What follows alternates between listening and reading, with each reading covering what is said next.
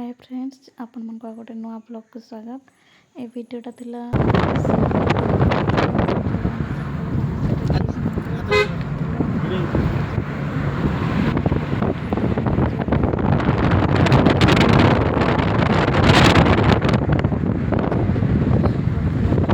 आपण मन तो जानिथिबे कोरापुटर रास्ता सबुआडे घाटी तो बहुत पथ अतिक्रम कला पर फाइनली आमे आसी पहुंची जाइथिलु देवमाली गेट पाखरे।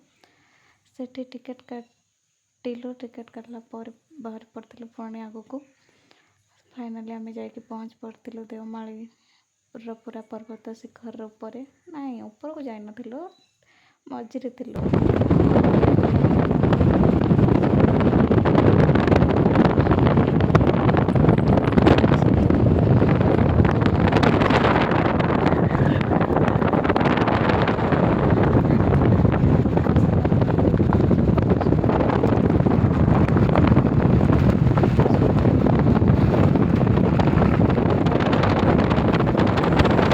इच्छा होनथिला एते सुंदर जगह थिला।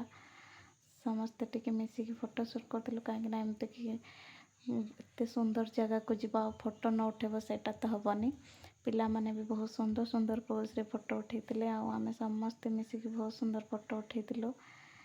फोटो गुडा भी आगामी दिन रे गोटे स्मृति हेकि रहिबो सेति पई आ एते सुंदर जगह ना ओडिशार उच्चतम पर्वतमाला अछि देवमाला। आपण मान भी आसंतु बुलिकी जांतु।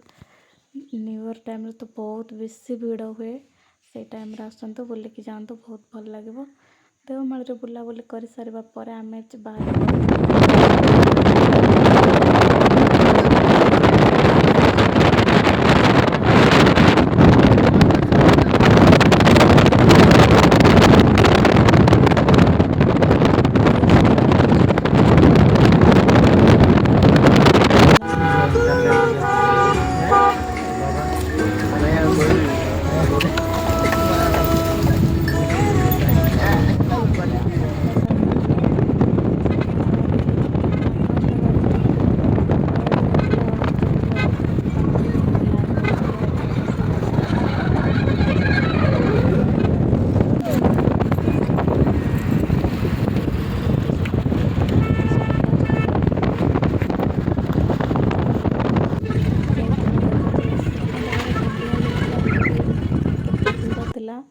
तापर आमे पहुँच पड़थिलु मंदिर रे भी एते भीड़ नथिले भी लाइन लगी थिला पूरा स्टार्टिंग रो।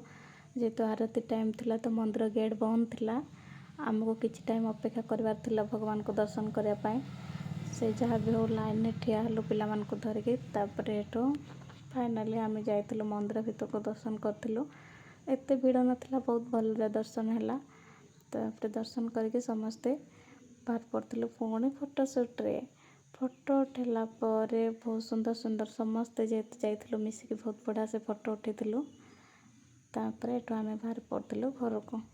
जदि आपण मानको मो वीडियोटी भल लागि तो प्लीज लाइक और कमेंट करिवे। जय जगन्नाथ।